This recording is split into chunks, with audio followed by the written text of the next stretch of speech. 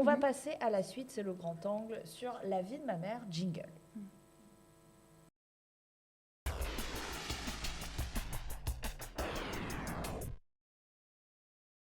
Donc de Julien Carpentier qui est avec nous ce soir, accompagné de Mathieu Pontier, monteur sur ce film. Donc on aura l'occasion de revenir justement sur comment s'est fabriqué ce film, comment il vous est venu, comment vous avez travaillé en tandem, etc. Là, comme ça, si vous devez nous expliquer ce qu'est La vie de ma mère, ce serait quoi ? Ce serait quoi ? C'est une relation mère-fils assez tumultueuse. C'est l'histoire du personnage de Pierre qui voit sa vie basculer quand sa mère revient justement dans sa vie et qu'elle est atteinte d'un trouble psychique. Sans trop en dévoiler, c'est des retrouvailles et l'occasion de se demander comment on gère quand on est accompagnant et aidant et qu'on doit affronter des éléments familiaux difficiles et complexes. Voilà, c'est avec Agnès Jaoui qui joue le rôle de la mère, et William Lebguil, et Alison Wheeler, et Salif Cissé, et plein d'autres acteurs formidables. Magnifique. On va regarder la bande-annonce, si c'est OK pour vous. Et puis ensuite, on reviendra justement sur le film.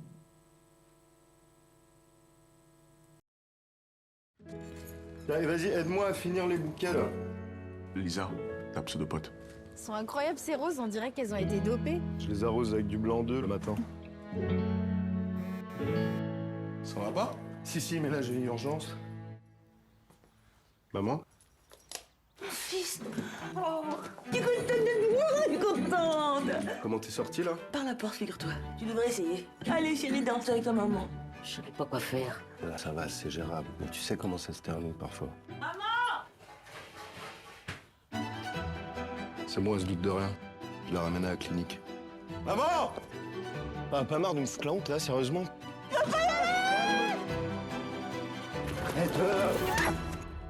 Désolée. Tu te rends compte de ce que tu fais, là? Tu crois que c'est facile? Tu penses que c'est cool d'avoir une mère comme toi, en fait? Fais-moi une place au fond de ta bulle. Et si je J'ai plus l'impression d'être un flic qu'un fils. trop nul, On peut pas la forcer à soigner. je deviendrai toute pâle. Mais ce qui est certain, c'est qu'avec votre soutien, elle peut aller beaucoup mieux. Ça va, t'as jamais fait de conneries, toi? Oublie. Ça va pas? Là, j'ai plus la force pour ça. Je fais pas exprès d'être comme ça. Je m'en rends pas compte, en fait. Ça va aller. Je suis avec toi, je te lâche pas. Je voulais pas que ça se passe comme ça.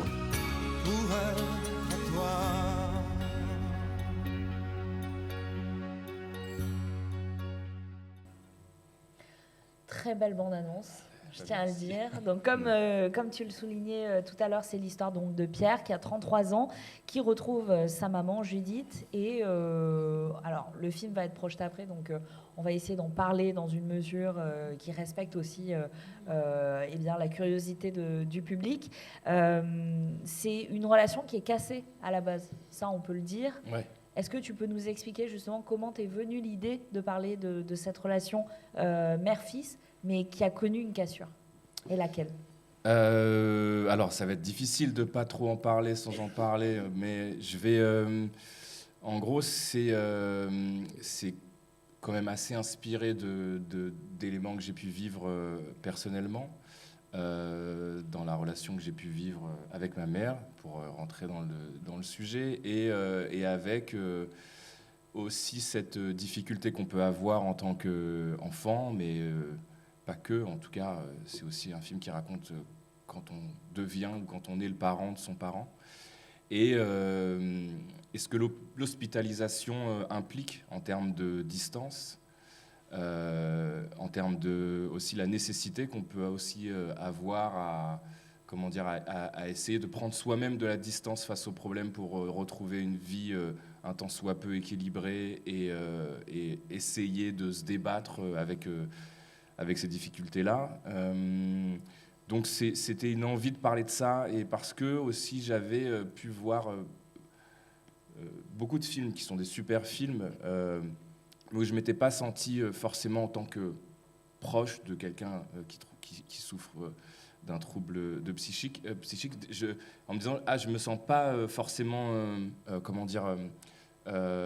mon point de vue, je sentais pas forcément encore mon point de vue en tant que proche de ça, mis à l'honneur entre guillemets, je dirais, parce que forcément d'une personne qui souffre, évidemment il y a aussi des amis, de la famille, des collègues, tout ça, qui sont aussi complètement démunis face à ça et qui sont aussi concernés.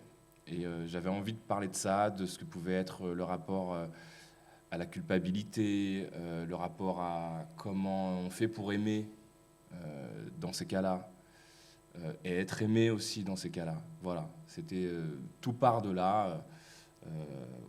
Ça a mis du temps, hein. Là, je parle de ça comme si c'était... comme si je me suis dit ça à moi-même et puis que après, j'ai décidé de l'écrire. Non, c'est un long processus. Et je vois que ça a mis une décennie. Ouais, alors, j'ai pas mis...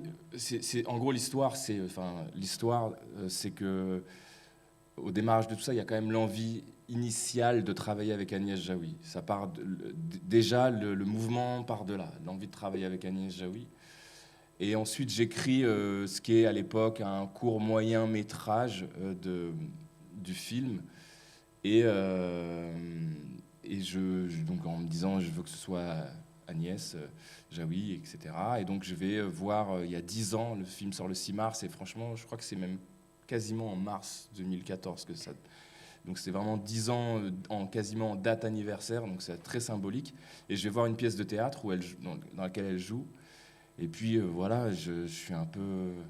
Je vais voir le mec de la Sécu, je dis j'aimerais bien voir Agnès Jaoui, est-ce que c'est possible et tout. Oh là là, stalker. Ah non, mais c'était très compliqué, j'étais hyper mal à l'aise. J'étais avec ma copine de l'époque et tout. Je lui dis bon, en fait, je pense que je vais lui envoyer et tout. Elle me dit non, on a vu cette pièce, on va le faire. Et j'étais genre ok, donc je vais là.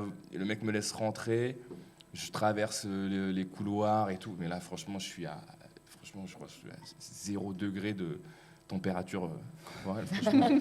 Je suis vraiment en tachycardie et je vais la voir avec mon petit dossier et tout. Et je lui dis voilà, quoi, bonjour madame, je vais pas faire la scène, mais en gros, je lui tends le truc et puis elle est flattée, quoi, parce qu'en fait, je pense qu'elle souligne la démarche. Et puis 15 jours après, je reçois un texto.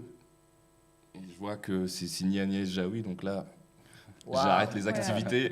Incroyable. Je me pose et je lis le message où elle me dit qu'elle a adoré, qu'elle avait trouvé ça sublime et qu'elle était, qu'elle avait vraiment aimé et tout, mais qu'elle ne jouait pas dans les courts-métrages faute de temps, etc. Donc voilà, là je me dis j'ai quand même une touche intéressante, j'ai quelqu'un comme Agnès Jaoui qui valide l'écriture en quelque sorte, donc elle me donne confiance et je lui dis, franchement je laisse passer 5 minutes et je lui dis mais qu'est-ce que vous pensez de l'idée que ça devienne un long métrage? Et elle me dit j'adorerais, et là je lui dis ok. Bon. Waouh! Attends, c'est le compliment, c'est incroyable. C'est un manga, quoi. Ouais. Et ça démarre comme ça. Terrible, quoi. Et ça démarre comme ça. Après, moi, j'en suis à une étape, c'était il y a 10 ans, où je réalise un peu de trucs, on en parlera, je monte des trucs. Enfin, je réalise, et Mathieu monte d'ailleurs déjà des trucs que je réalise, mais je veux dire, j'en suis pas à une étape encore de me dire je suis prêt à affronter l'exercice du long métrage en tant qu'auteur et en tant que réalisateur. Donc, ces 10 ans m'ont aussi servi à m'affiner, à travailler, à comprendre ce qu'était le métier, et puis à pouvoir parler de ça, en fait. Donc c'est aussi 10 ans nécessaires pour, en tant qu'individu, traiter le sujet, pour pouvoir en parler de la façon la plus, je dirais, avec le plus d'amour et de tendresse, et pas à charge, et pas comme la vie peut parfois nous balader.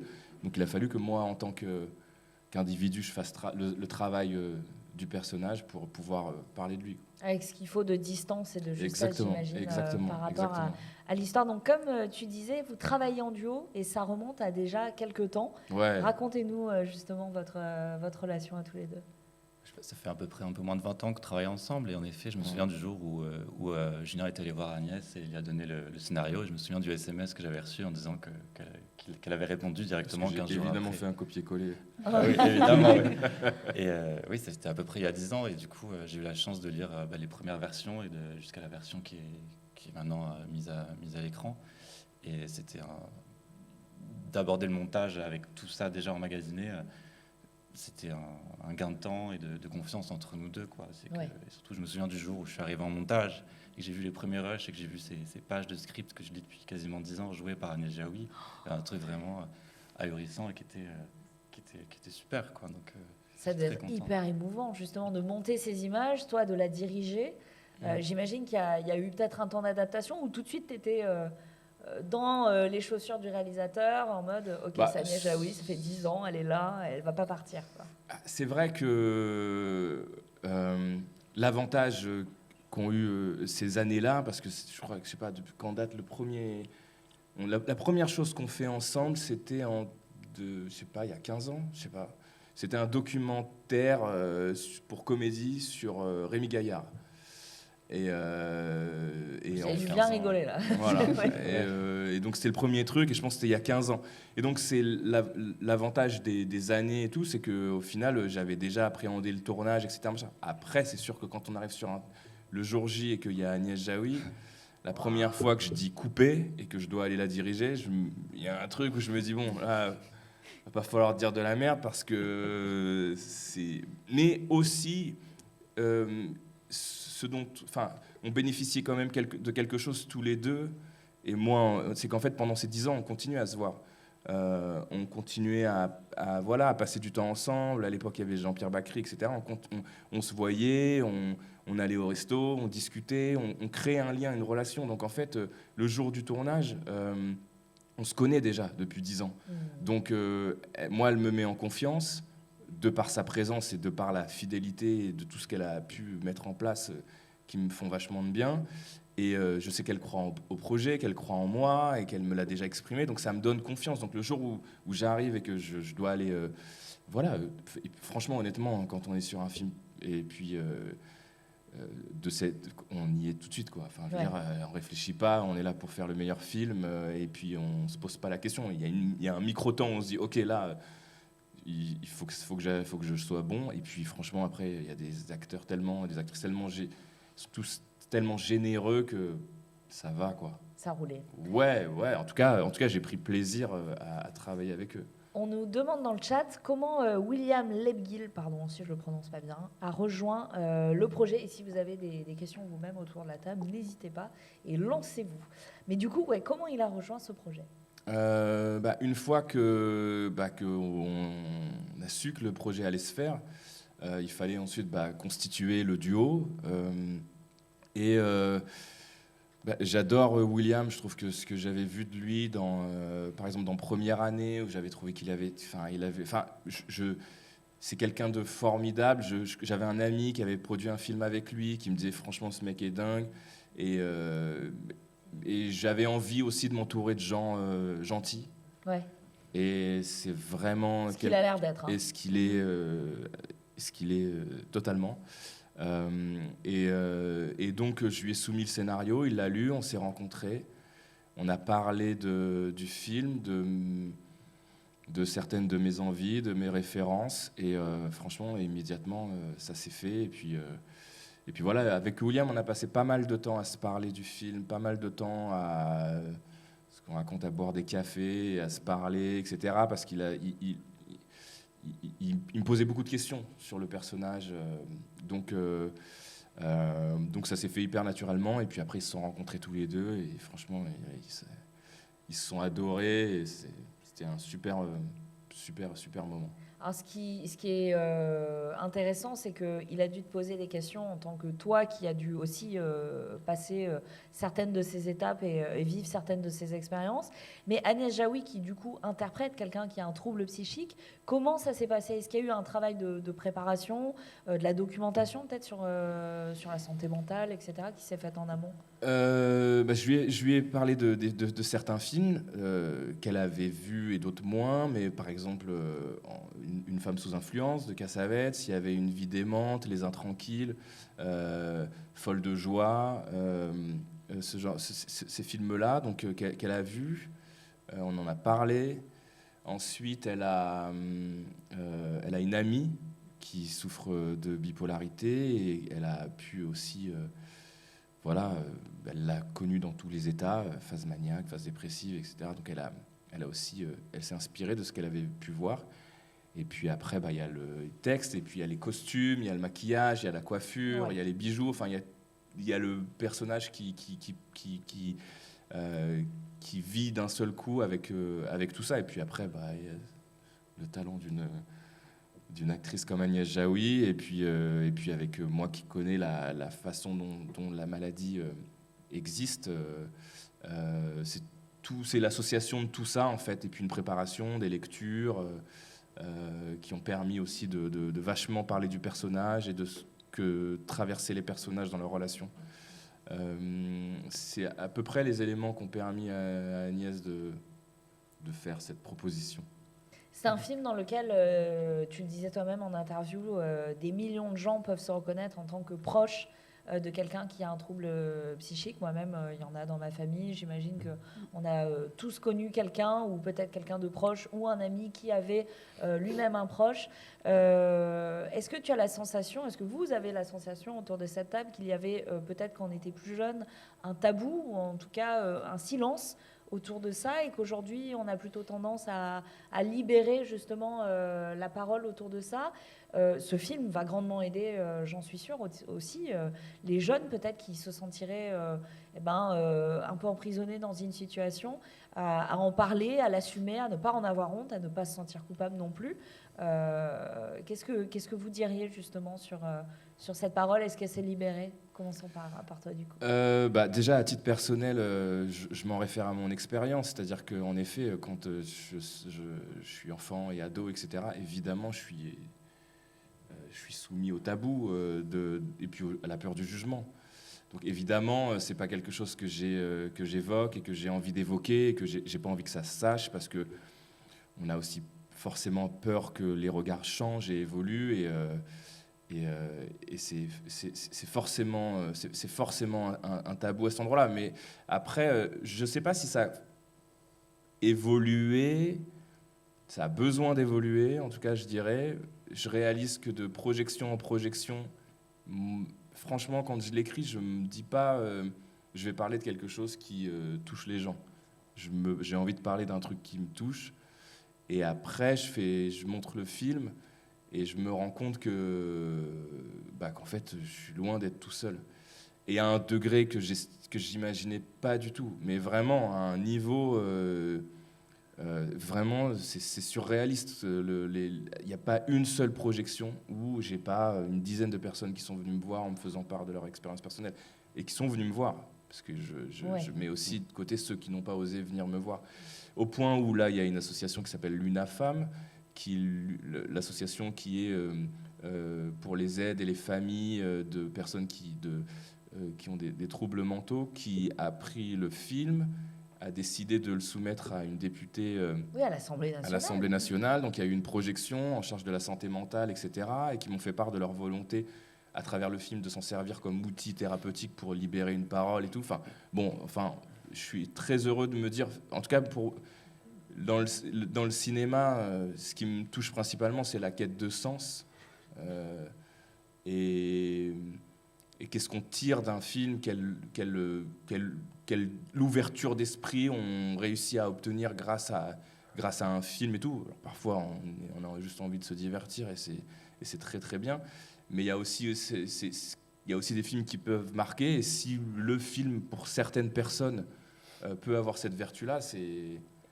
Double la récompense. C'est déjà la récompense, quoi. Et déjà, j'ai eu des témoignages qui m'ont bouleversé. Donc voilà pour mon expérience personnelle. Je vous laisse faire part de la vôtre. On va dérouler, du coup, ce que tu en penses justement sur... parce que toi, tu as suivi toute cette histoire en tant qu'ami, en tant que fidèle complice. Tu as fini par monter, comme tu disais, ces rushs avec les scripts incarnés enfin par Agnès Jaoui. Toi, tu as suivi cette aventure.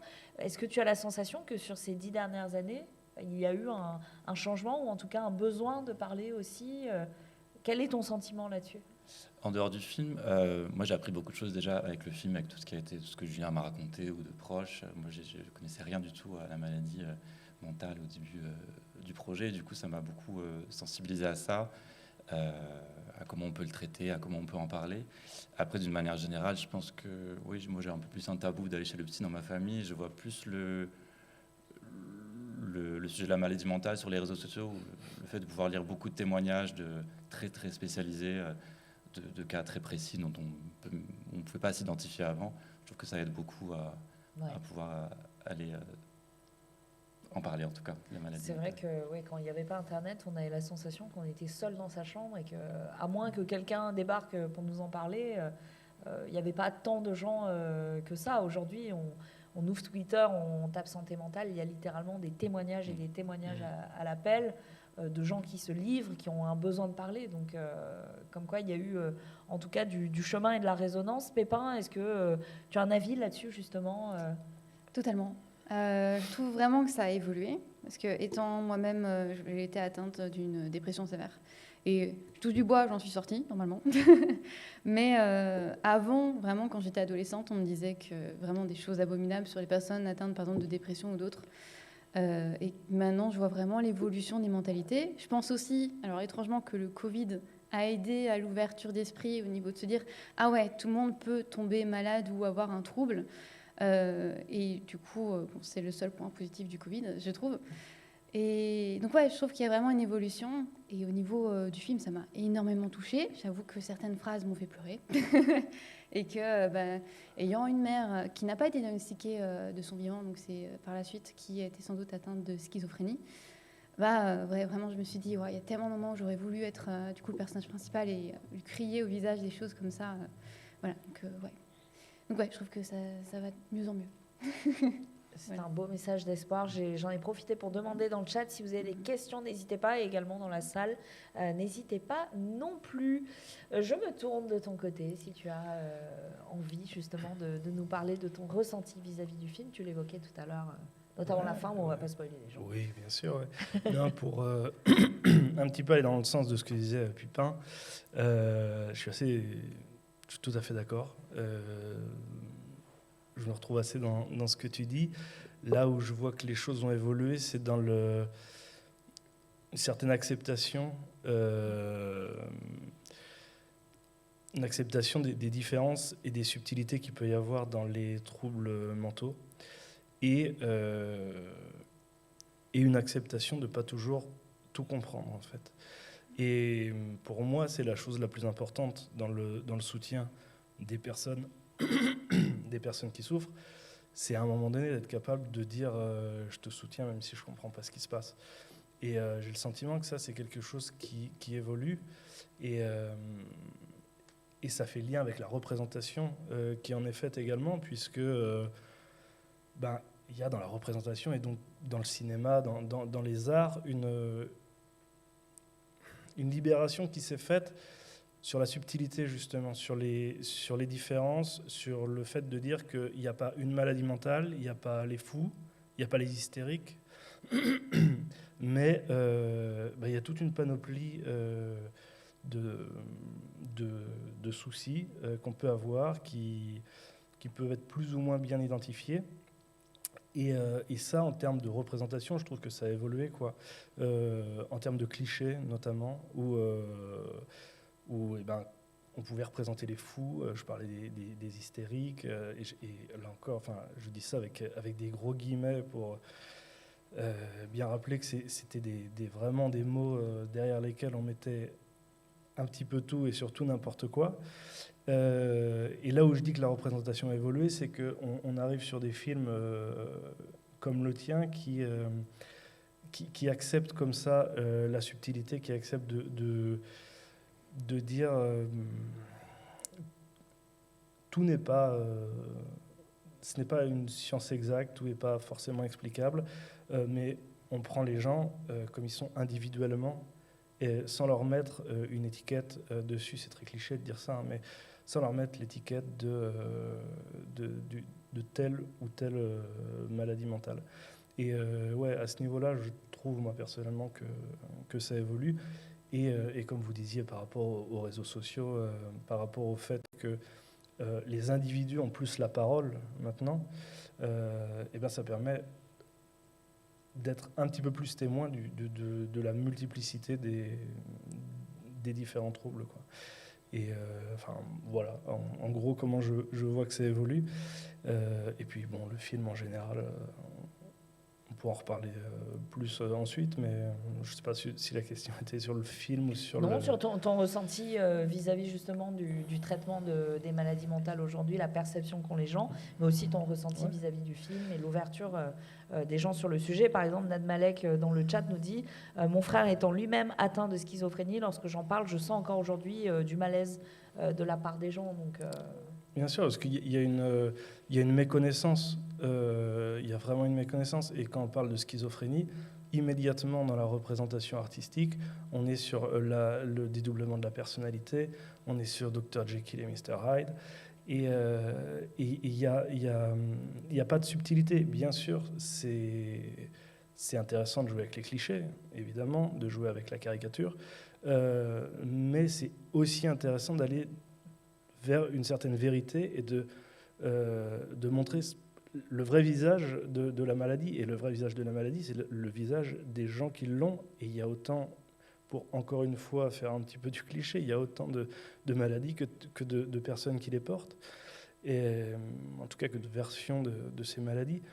Et oui... Voilà, je ne sais plus où j'en...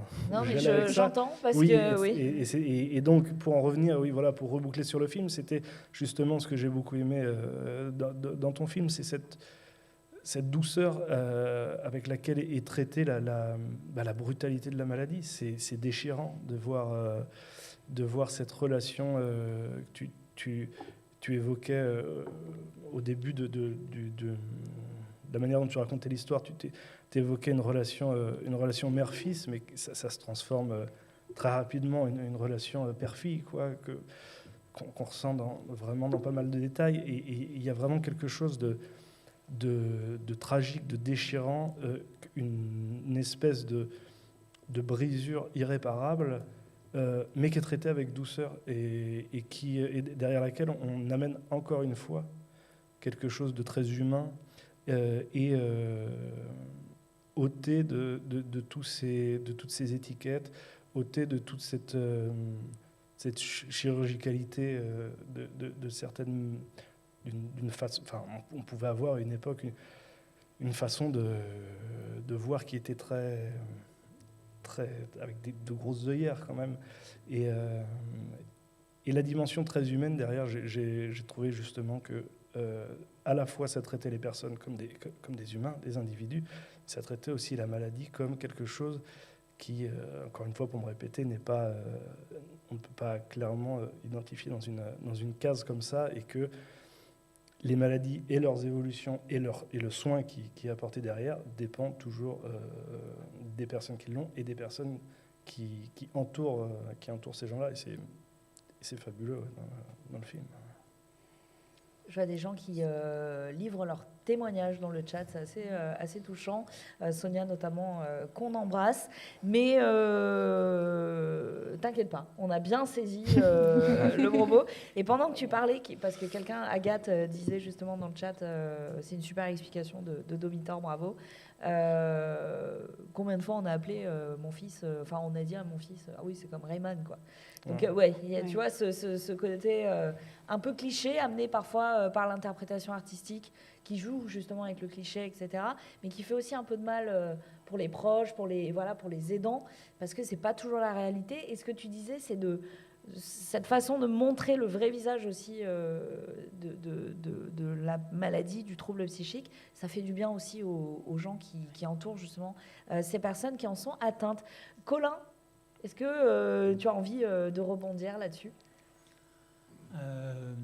Je vois pas trop ce que je pourrais rajouter. Non, moi, ce que j'aime bien justement dans le film La vie de ma mère de Julien, c'est qu'en fait on suit vraiment un aidant, et c'est vraiment aussi quelque chose que je trouve qui est vraiment très très belle. Comment en fait on vit ça, parce que c'est vrai que c'est aussi c'est aussi quelque chose de compliqué en fait, parce que ça vient aussi vraiment émotionnellement toucher beaucoup de choses, quoi.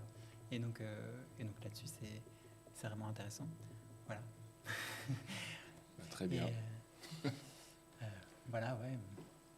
Je pense qu'on a fait le tour, en tout cas, sans spoiler la salle, parce que le but, c'est de les préserver au maximum, vu qu'ils vont... Oui. Je voulais juste finir Vas-y, sur le je t'en film, prie. parce qu'on a beaucoup parlé du sujet du film, Oui. du fond du film. On a assez peu évoqué la forme, ce qui est quand même assez important dans une discipline artistique. Et je tenais quand même à souligner la dimension cinématographique du film. Ça peut sembler idiot de le dire, mais ça reste quelque chose qui peut se faire un petit peu rare dans notre cinéma contemporain et notamment national. Et donc, je tenais à souligner ça, cette dimension cinématographique, ce film qui utilise le cinéma pour raconter ce qu'il a à raconter, qui n'est pas simplement un sujet mis en image, mais vraiment une histoire qui est racontée et un bel objet de cinéma. Et c'est important quand même. C'est important de le dire, et je suis très intriguée parce que tu parlais de la fin tout à l'heure en introduction. Voilà, je suis intriguée, en tout cas, déjà dans la salle. Final magnifique. C'est vrai, les gens qui sont là avec nous... C'était le nom du plan. auront la chance de voir ce film ce soir, qui sort, je le rappelle, le 6 mars. Bouclant la boucle d'une décennie incroyable de travail, d'attente, de réflexion autour de ce projet. Merci en tout cas d'être venu nous en parler. Dans Merci. le chat, je vous encourage largement à aller voir ce film, un film qui ouvre une porte à plein de choses, et je trouve, comme tu le disais tout à l'heure, parfois ça fait du bien d'être ancré dans la réalité, l'actualité, on en a besoin.